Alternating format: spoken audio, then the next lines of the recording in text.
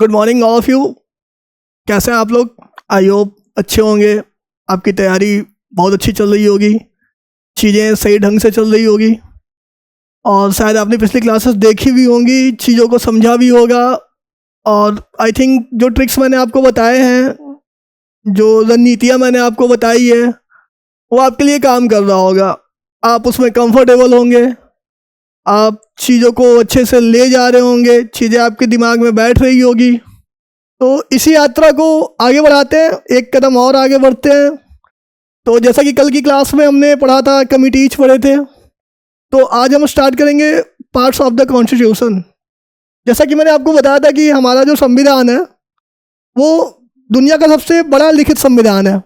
अब जब बड़ा है, लिखित है, तो उसे भागों में बांटना बहुत ज़रूरी हो गया था, ताकि चीज़ें हौच पौच ना हो जाए, चीज़ें लेंदी ना हो जाए, किसी चीज़ को ढूंढने के लिए ज़्यादा परिश्रम ना करना पड़े, लोगों को, नागरिकों को पढ़ने में आसानी हो। तो इन्हीं चीज़ों को ध्यान में रखते हुए हमारे संविधान निर्माताओं ने पूरे संविधान को 22 भागों में बांटा था। और ये पार्ट्स हमेशा से स्टेट पीसीएस के फेवरेट रहे हैं। इवन यूपीएससी ने भी कई बार यहाँ से क्वेश्चंस लिए हैं। और जहाँ तक मैं याद कर पा रहा हूँ, स्मरण कर पा रहा हूँ, तो पिछले कुछ सालों में लगभग सारे स्टेट पीसीएस में मैंने पार्ट्स से क्वेश्चन देखे हैं। इन्होंने डायरेक्ट नहीं पूछा है और कुछ लोगों ने तो डायरेक्ट ही पूछा है, जैसे झारखंड पीसीएस ने डायरेक्ट पूछा है। लेकिन यूपी पीसीएस क्या करती है कि आपको मैच द फॉलोइंग करके दे देगी। 4 पार्ट्स दे देंगे, अपोजिट में 4 नाम दे देंगे। वो हम जब पीवाईक्यू के सीरीज लाएंगे तो आपको देखने को मिल जाएगा। और आज की क्लास के बाद आई होप कि आप उन टॉपिक्स में कंफर्टेबल होगे, आप चीज़ों को अच्छे से मैच कर पाओगे, आप क्वेश्चन सही कर ले जाओगे। तो चलिए आज शुरू करते हैं पार्ट्स ऑफ द कॉन्स्टिट्यूशन। और इस वीडियो के लास्ट में मैं हमेशा की तरह एज यूजुअल आज भी कुछ ट्रिक्स लाया हूँ जिससे आप चीज़ों को याद कर सकें, क्योंकि 22 पार्ट्स अपने आप में काफ़ी लेंदी, काफ़ी भूलने वाली चीज़ है। इवन मैं भी सही से याद नहीं कर पाया था स्टार्ट में, लेकिन मैंने कुछ ट्रिक्स यूज किए और आज मुझे सारी चीज़ें याद है। एंड आई होप कि वो ट्रिक्स आपको भी फ़ायदा करेंगे और आप भी याद कर पाएंगे चीज़ों को। भारतीय संविधान के भाग से शुरू करते हैं, पार्ट्स ऑफ इंडियन कॉन्स्टिट्यूशन। देखिए, संविधान में मूलतः 22 भाग थे। 22, अभी भी आपको लगता होगा कि सर भाग तो 22 ही है, बढ़ा गया है। लेकिन अगर आपको लगता होगा कि सर भाग तो 22 ही है, आप बोल रहे हो 25 हैं, तो ऐसे अगर आप कॉन्स्टिट्यूशन उठा के देखते हो, संविधान उठा के देखते हो, तो आपको लिस्ट में 22 ही मिलेंगे। लेकिन अगर आप ध्यान से देखोगे तो कुछ भागों में ए करके सीरीज दिया हुआ है। ऐसे 3 भाग हैं। जैसे आप जब नीति निर्देशक तत्व पढ़ोगे भाग 4, तो 4A में आपको मूल कर्तव्य मिलेगा। वो 4A है, एक अलग पार्ट है, लेकिन अलग से डिफाइन नहीं है, इसलिए हमें दिखते 22 है लेकिन टोटल 25 है। उन चीज़ों को डिकोड करेंगे। चलिए शुरू करते हैं। मूल संविधान के 22 भागों से लेकर विश्व के सबसे बड़े लिखित संविधान के वर्तमान 25 व्यवहारिक भागों तक का सफर कैसा रहा, इस पर आज हम बात करेंगे। मूल संविधान, जैसा कि आपको मैंने बताया था 1950, आपको डेट भी याद होगा, मैं डेट नहीं बताऊंगा, मैं ईयर बता रहा हूँ, डेट आपको याद करना है क्योंकि मैंने ऑलरेडी पिछली क्लासेस में बता दी ये चीज़ें। तो मूल संविधान जो 1950 में आई थी उसमें 22 भाग थे, ठीक है। लेकिन वर्तमान में व्यवहारिक रूप में देखा जाए तो टोटल 25 भाग है। भाग ऐसे जुड़े नहीं है 23, 24, 25, भाग 22 ही है, लेकिन भाग के अंदर कुछ भाग जुड़े हैं जिससे टोटल 25 भाग हो जाते हैं। यही मैं समझा रहा हूँ आपको। वही मैंने लिखा भी नीचे कि हालांकि आज कुल भागों की संख्या 25 है, लेकिन अंतिम क्रम संख्या अभी भी 22 है। यही मैं बता रहा था आपको। ऐसा इसलिए है क्योंकि नए भागों जैसे 4A, 9A, 9B और 14A को उपभागों के रूप में जोड़ा गया, जबकि भाग 7 को हटा दिया गया है। अब क्यों हटाया गया है, क्या कारण था हटाने का, क्यों जोड़ा गया चीज़ों को, हम आगे देखेंगे, विस्तार में देखेंगे, और उतना ही विस्तार में देखेंगे जितने आपके परीक्षा के लिए उपयोगी हैं। हमें नई पुस्तक नहीं लिखनी है, हमें यूपीपीसीएस का प्री क्वालिफाई करना है, तो हम उसी हिसाब से चीज़ों को देखेंगे। भाग 1 शुरू करते हैं पार्ट 1 से। अब देश है तो उसका कोई एरिया होगा, उसके कुछ राज्य होंगे, उसकी कोई क्षेत्रफल होगी, बाउंड्रीज होंगे। तो पहला पार्ट उसी का बात करता है, संघ और उसके राज्य क्षेत्र, union and it's territory, article 1 से लेकर 4 तक। अब यहाँ पे मैंने एक कॉलम बनाया आपके लिए कि परीक्षा के लिए मुख्य फोकस कहाँ पे रखना है। कौन से ऐसे एरियाज हैं जहाँ पे हमें मेनली फोकस करना है, जहाँ से चीज़ों को उठा सकती है यूपीपीसीएस। तो भाग 1 में संघ और उसके राज्य क्षेत्र, आर्टिकल है 1 से 4 तक, और फोकस एरिया है राज्य की सीमाओं में परिवर्तन की प्रक्रिया। ये भाग 1 के आर्टिकल 3 में आता है कि हम राज्य की सीमाओं में परिवर्तन कैसे करेंगे, क्या उसके नियम होंगे, कानून होंगे, ये तो हम पढ़ेंगे जब हम स्टार्ट से चीज़ों को पढ़ेंगे, संविधान को पढ़ेंगे, तो इसे बहुत विस्तार में पढ़ेंगे। अभी मैं बस आपको एक झलक दे रहा हूँ कि आर्टिकल 3 इसमें मेन फोकस का एरिया है। नेक्स्ट है भाग 2 यानी पार्ट 2, इसमें क्या है, नागरिकता, सिटीजनशिप। अब एक संघ होगा, उसके राज्य क्षेत्र होंगे और वहाँ पे कुछ लोग भी रहेंगे। अब लोग रहेंगे तो उनको नागरिकता मिलेगी या नागरिकता लेनी पड़ेगी। ये है आर्टिकल 5 से 11। इसमें हम बात करते हैं नागरिकता की प्राप्ति कैसे होती है और समाप्ति कैसे होती है। तीसरा है भाग 3, फंडामेंटल राइट्स, मौलिक अधिकार। कहाँ से कहाँ तक है, आर्टिकल 12 से लेके 35 तक। इसमें आपको मैंने कल बताया था, जब हम सोर्स ऑफ कॉन्स्टिट्यूशन पढ़ रहे थे, तो मैंने आपको बताया था कि हमने एक रिट लिया है किसी देश से, तो ये बात आर्टिकल 32 इसी के अंदर आता है। जो मैंने आपको बताया था कि 5 रिट है इस देश में जो सर्वोच्च न्यायालय और उच्च न्यायालय को प्राप्त हैं, जो हमारे अधिकारों की रक्षा करने के लिए यूज किए जाते हैं, वो रिट इन्हीं के अंदर में आता है, मौलिक अधिकारों के अंदर में ही, आर्टिकल 32। ये भी हम पढ़ेंगे, जब मौलिक अधिकार का टॉपिक पढ़ेंगे तो बहुत अच्छे से पढ़ेंगे। अभी बस पार्ट्स पे ध्यान देते हैं। भाग 4, डीपीएसपी, राज्य के नीति निर्देशक तत्व। कहाँ से लिया था, आयरलैंड से, ठीक है। आर्टिकल 36 से लेके 51 तक, भाग 4 डीपीएसपी 36 से 51। मैं ट्रिक दे दूंगा, सबका ट्रिक दे दूंगा, आप चीज़ों को इजीली मेमोराइज कर पाओगे। फोकस क्या क्या है, डीपीएसपी में बहुत सारे विचार है, जैसे समाजवादी है, गांधीवादी है, उदारवादी है। अब कौन कौन से समाजवादी है, कौन से गांधीवादी है, कौन से उदारवादी है, ये हम आगे देखेंगे जब हम डीपीएसपी को पढ़ेंगे। अब आते हैं भाग 4A। देखिए यही ऐसे ही जुड़े हैं, ये अलग से कोई भाग नहीं है, 4 में ही ए जोड़ दिया गया और ऐसे करके टोटल 25 हो गए हैं। भाग 4A क्या है, मूल कर्तव्य। कहाँ से हमने लिया है अगर आपको याद हो तो, यूएसएसआर, ठीक है। सच्चा दोस्त अपना कर्तव्य निभाता है, जो मैंने आपको ट्रिक बताया था, मूल कर्तव्य वहीं से हमने लिया है, यूएसएसआर से। भाग 4A में है आर्टिकल 15A। आपको लग रहा हो बस एक है, नहीं, एक लंबी लिस्ट है जिसे हम फंडामेंटल ड्यूटीज में पढ़ेंगे, लेकिन इन पूरी लिस्ट को एक ही में समाहित कर दिया गया है, वो है आर्टिकल 51A। इसमें हम आगे जाके पढ़ेंगे कि 42nd कॉन्स्टिट्यूशनल अमेंडमेंट, जिसे मिनी कॉन्स्टिट्यूशन बोलते हैं, उसमें सवर्ण सिंह समिति की सिफारिशों पे मूल्य कर्तव्य को जोड़ा गया था। ये चीज़ें हम जब मूल्य कर्तव्य पढ़ेंगे तो और अच्छे से पढ़ेंगे, ठीक है। चलिए थोड़ा डीप चल जाते हैं। भाग 1, संघ और उसके क्षेत्र, अनुच्छेद 1 से 4। यह निर्धारित करता है कि भारत की सीमाएं कैसे तय और संशोधित होगी। इसमें 2-3 आर्टिकल्स इंपॉर्टेंट है। जैसे आर्टिकल 1 घोषणा करता है कि इंडिया यानी भारत राज्यों का एक संघ होगा। देखिए यहाँ से आपको फायदा क्या है कि आप पार्ट्स तो याद कर रहे हैं, साथ साथ कुछ आपको आर्टिकल्स भी याद होते जाएंगे। क्या है, एक घोषणा करता है कि इंडिया यानी भारत एक राज्यों का संघ होगा, आर्टिकल 1। आर्टिकल 3 संसद को साधारण बहुमत से नए राज्यों के गठन या मौजूद सीमाओं को बदलने की शक्ति देता है। आर्टिकल 3 हमेशा से स्टेट पीसीएस और यूपीएससी का फेवरेट टॉपिक रहा है। ये हमेशा एक ऐसा स्टेटमेंट दे देंगे कि संसद राज्य की सीमाओं में परिवर्तन संविधान संशोधन से करता है, जो कि पूर्णतः गलत है। हमें इसमें संविधान संशोधन की जरूरत नहीं है, एक सिंपल मेजॉरिटी की जरूरत है। अब आपको लगेगा सिंपल मेजॉरिटी क्या होता है, संविधान संशोधन क्या होता है, तो जब हम पढ़ेंगे संशोधन की प्रक्रिया, जब हम बहुमत की प्रक्रिया पढ़ेंगे तो ये भी हम बहुत अच्छे से समझेंगे। अभी बस आप याद रखो कि साधारण बहुमत से हम राज्य की सीमाओं में परिवर्तन कर सकते हैं। और किस आर्टिकल में, आर्टिकल 3 में। आगे देखते हैं पार्ट 2, भारतीय नागरिकता। आर्टिकल 5 से 11 क्या बोलता है, पूरे भारत के क्षेत्र के लिए एकल नागरिकता। मैंने आपको पिछली क्लास में बताया था कि एकल नागरिकता क्या होती है और दोहरी नागरिकता क्या होता है, तो उसे मैं यहाँ पे डिफाइन करने वाला नहीं हूँ।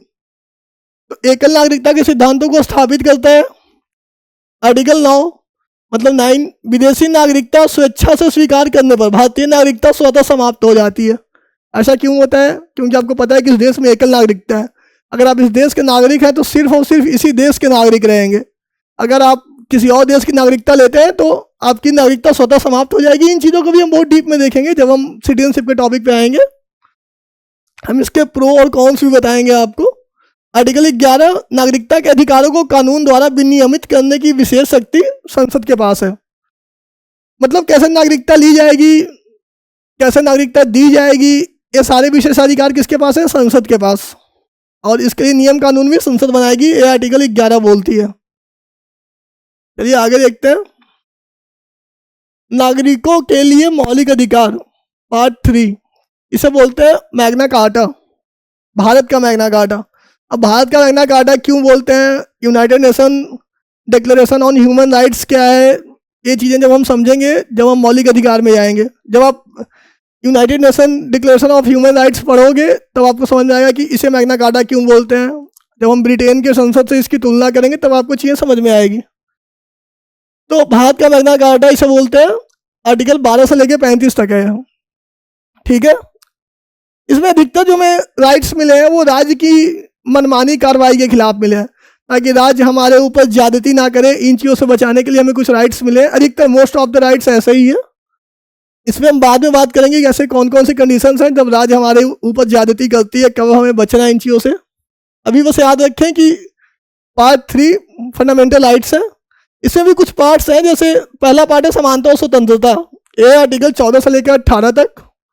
शोषण के विरुद्ध व धार्मिक स्वतंत्रता, आर्टिकल 23 से लेकर 25 तक। और संवैधानिक उपचार, आर्टिकल 32। आर्टिकल 32 5 रिट जो मैंने आपको बताए थे, इसे डॉक्टर बाबा साहेब भीमराव अम्बेडकर ने संविधान की आत्मा बोला है। अब क्यों बोला है, क्या कारण थे, क्या कंडीशन थे, हम बाद में जानेंगे जब हम मौलिक अधिकार पढ़ेंगे। अब बस याद रखो कि इसे संविधान का हृदय या आत्मा कहा जाता है। चलिए अब आगे देखते हैं। अभी हमें इसमें ज़्यादा डीप में जाना नहीं है। डीपीएसपी मैंने आपको बता ही दिया कि हमने आयरलैंड से लिया है, 36 से 51 तक है। बाकी क्या क्या है, क्या कंडीशन है, हम बाद में ही देखेंगे। मौलिक कर्तव्य, पार्ट 4A, सवन सिंह समिति 42वां संविधान संशोधन। मूल संविधान में नहीं था मौलिक कर्तव्य, आपको ये चीज़ एकदम दिमाग में बिठा लीजिए। जो संविधान मूल कर्तव्य है वो मूल संविधान में नहीं था। जो 1950 में जो कॉन्स्टिट्यूशन लागू हुई थी उसमें मूल कर्तव्य नहीं थे। हमने मूल कर्तव्य को 42वें संविधान संशोधन से जोड़ा है सवन सिंह समिति की सिफारिश पे, और ये पार्ट 4A में आती है। अब आता है 5, 6 और 8। 5, 6 और 8 आपको लग रहा होगा कि 7 कहाँ गया, शायद सर गिनती भूल गए क्या, या फिर 7 ना लिखने का कारण क्या है, कहीं सर धोनी के विरोधी तो नहीं है इसलिए 7 छोड़ तो नहीं दिया। ऐसा कुछ नहीं है। 7 जो है पार्ट 7, उसे भारतीय संविधान से निरसित कर दिया गया है, मतलब हटा दिया गया है। मैं किसी का विरोधी नहीं हूँ, मैं किसी को खुल के सपोर्ट नहीं करता हूँ, बस जो है वो है, वही आपको पढ़ा रहा हूँ। तो देखते हैं संघ राज्य और केंद्र शासित प्रदेश। जो भाग 5, 6, 8 है ये टोटली प्रशासनिक संरचना पे डिपेंडेंट है। इस पे प्रशासनिक संरचना। भाग 5 है संघ सरकार, आर्टिकल 52 से 151। अब संघ में कौन कौन आते हैं हम आगे देखेंगे जब हम इसे पढ़ेंगे। भाग 6 में राज्य सरकारें, आर्टिकल 152 से 237।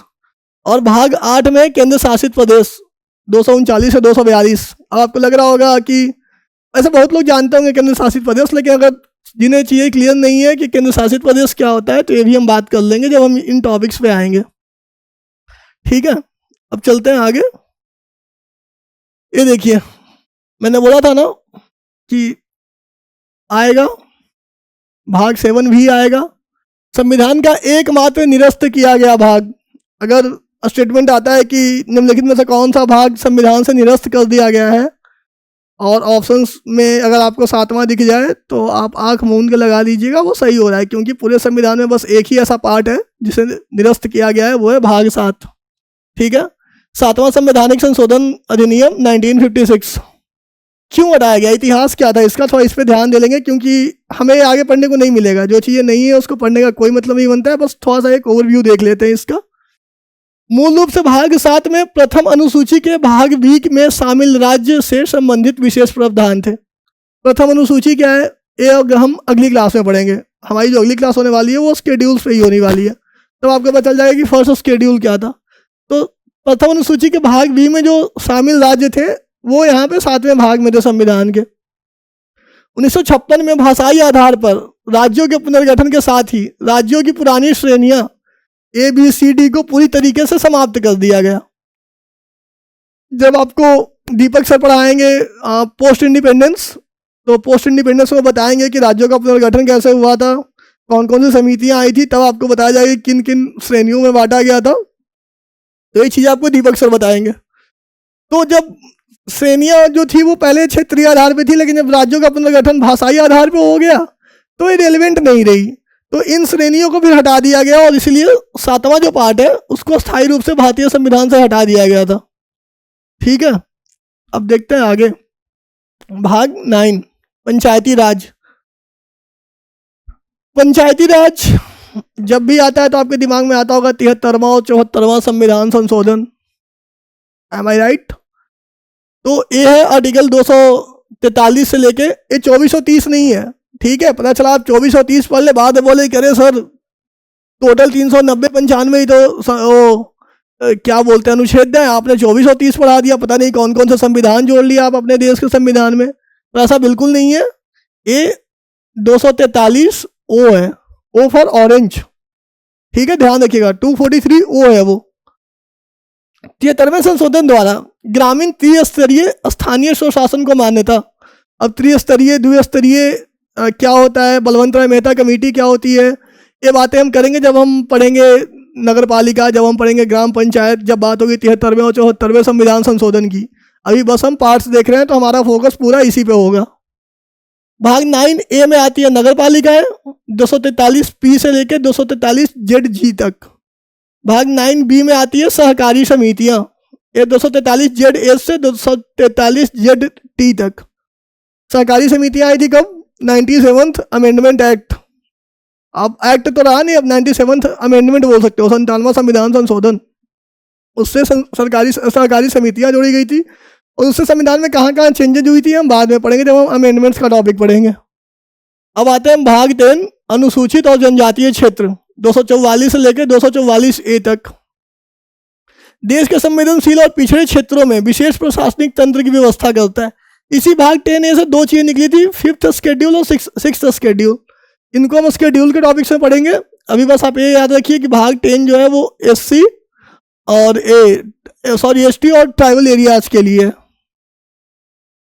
अब आते हैं भाग 11 संघ और राज्यों के बीच संबंध, सेंटर स्टेट रिलेशन। अगर स्टेट में कुछ हुआ तो सेंटर उसके लिए कितना जिम्मेवार है, सेंटर की क्या क्या जिम्मेदारियां हैं, क्या क्या दायित्व हैं राज्यों को लेके, इन चीज़ों के बारे में, सेंटर स्टेट को कितना पैसा देगा टैक्स में से निकाल के, इन चीज़ों के बारे में हम बात करते हैं संघ राज्य संबंध में। ये आर्टिकल 245 से लेके 263 तक है। इसे संघवाद की रीढ़ बोलते हैं।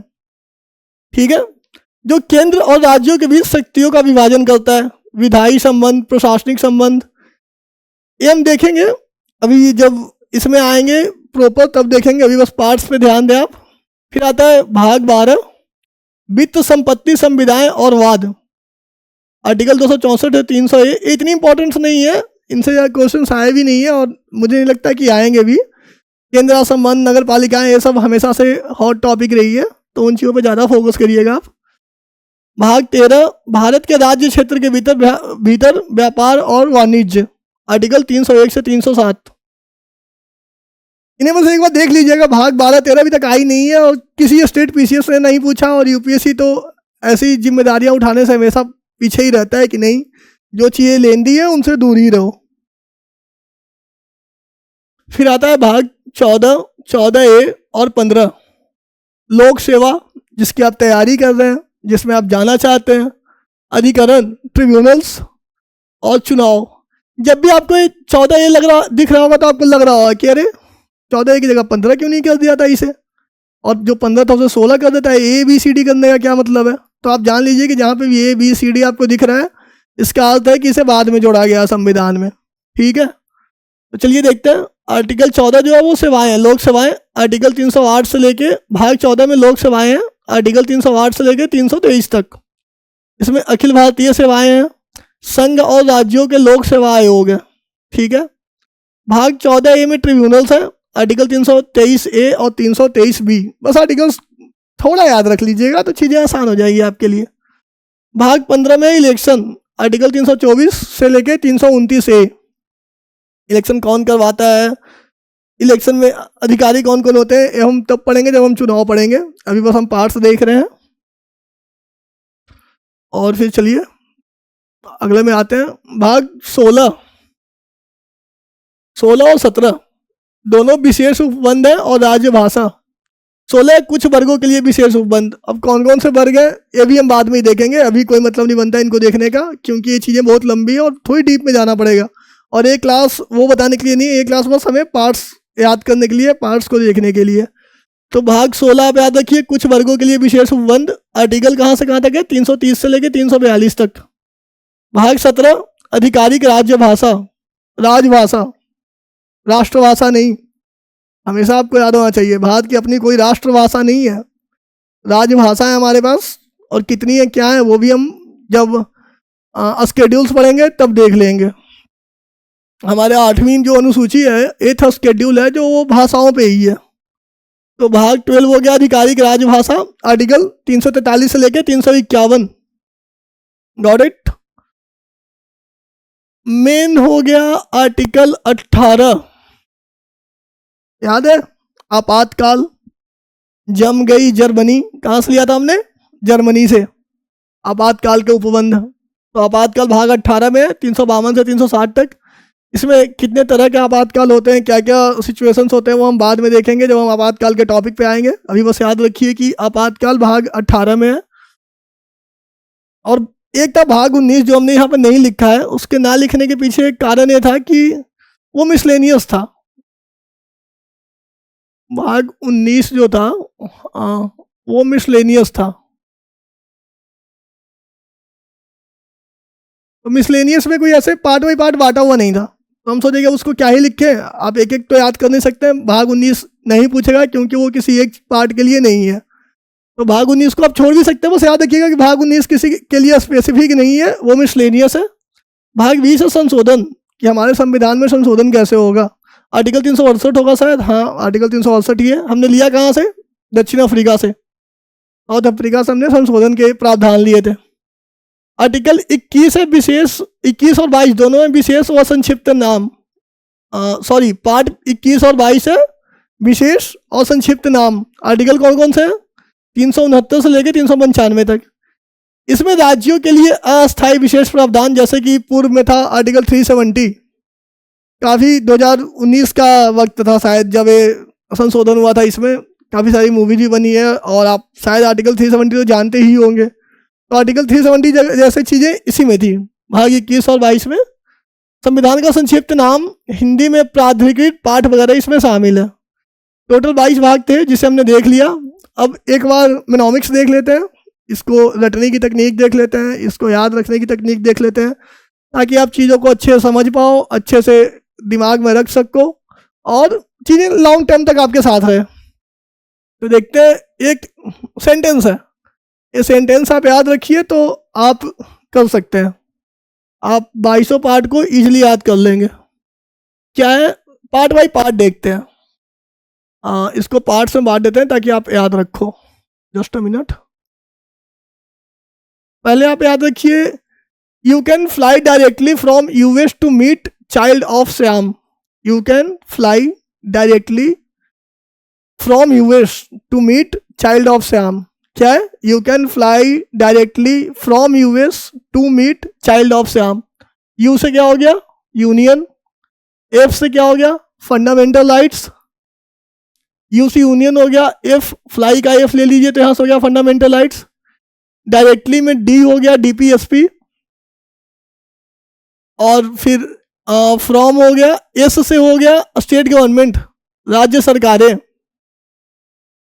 ठीक है, you can fly directly from US to meet child of Shyam. याद हो गया आपको।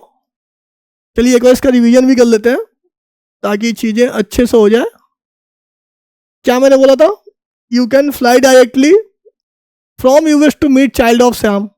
यू से हो गया, यू से हो गया यूनियन, सी से हो गया सिटीजनशिप, एफ से हो गया फंडामेंटल राइट्स, डी से हो गया डीपीएसपी, फिर अगले एफ से हो गया फंडामेंटल ड्यूटीज, यू से हो गया यूनियन गवर्नमेंट, एस से हो गया स्टेट गवर्नमेंट, टू का कोई काम नहीं है, टू को छोड़ दीजिएगा। टू मीट ऐसे आप याद रख सकते हैं एक साथ। टू मीट से हो जाएगा यूटी, पंचायत, म्यूनिसिपैलिटीज और कोऑपरेटिव सोसाइटीज। जो कौन सा पार्ट है, भाग 9। तो टू मीट से आप वो याद रखिएगा, UT panchayat, municipalities and cooperative societies. To meet child of Shyam, Shyam S से क्या हो जाएगा, एस से यहाँ हो जाएगा स्केड्यूल एरियाज। फिर से देखेंगे, you can fly directly from US to meet child of Shyam. U for union, C for citizenship, A for fundamental rights, D for DPSP, A for क्या fundamental duties, U for union government, S for state government. To meet में T से हो गया UT, municipalities, panchayat and cooperative societies.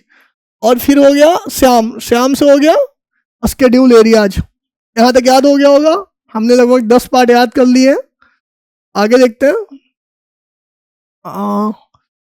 Read finance text, read finance text. Read हो गया relations, अब relations किसके किसके बीच थे, केंद्र और राज्यों के बीच। रीड से रिलेशन, फाइनेंस, फाइनेंस आपका सीधा है finance and property, part 12। Read finance text, text से क्या है, भारत, टेक्स्ट में टी आता है, टी से आप ट्रेड याद रखिए। अब ट्रेड से क्या था, भारत के भीतर जो व्यापार है, वाणिज्य है, उसकी बातें कर रहा है, तो टी फॉर ट्रेड। फाइनेंस से फाइनेंस हो गया, और रीड में आर फॉर हो गया relation, relation between state and union. आगे देखिए, solved 10 exams, solved, S for service, अब सर्विसेज कौन सी थी, लोक सेवाएं, पब्लिक सर्विसेज। फिर 10, T for tribunals, exam, E for elections. Solved 10 exams, S for क्या हो गया, सर्विसेज, टी फॉर हो गया ट्रिब्यूनल्स, और क्या था, एग्जाम्स, ई फॉर क्या था, elections. This one part 5, got it. अब देखते हैं, study law effectively, study law effectively. अब एक बार जब सेंटेंस को याद कर लीजिएगा तो चीज़ें आपके लिए ईजी हो जाएगी। अभी आपने एक बार पढ़ा है तो हो सकता है ऐसे आप पार्ट बाई पार्ट याद करते जाएंगे तो चीज़ें बहुत टफ होने वाली है आपके लिए। आप बस ये सेंटेंस याद कर लीजिए, फिर आप चीज़ों को रिकॉल कर लीजिएगा। अगला क्या था, study law effectively. Study S, study में क्या होता है, क्लासेस समझाते हैं, तो स्टडी से याद रखिए स्पेशल क्लासेस, विशेष वर्ग। लॉ, लॉ से हो गया language, L for law, L for language, language मतलब राजभाषा। इफेक्टिवली, इफेक्टिवली मतलब emergency, E for effectively, E से इमरजेंसी, आपातकाल। Make all test simple, M से miscellaneous, A all for amendments, A से ऑल, ए से अमेंडमेंट्स। टी से हो गए टेम्पररी मतलब जो अस्थायी उपबंध है, और एस फॉर हो गया शॉर्ट टाइटल्स। बस खत्म हो गया। एक बार इस सेंटेंस को दोबारा पढ़ लेते हैं, चीजें हो जाएंगी समाप्त।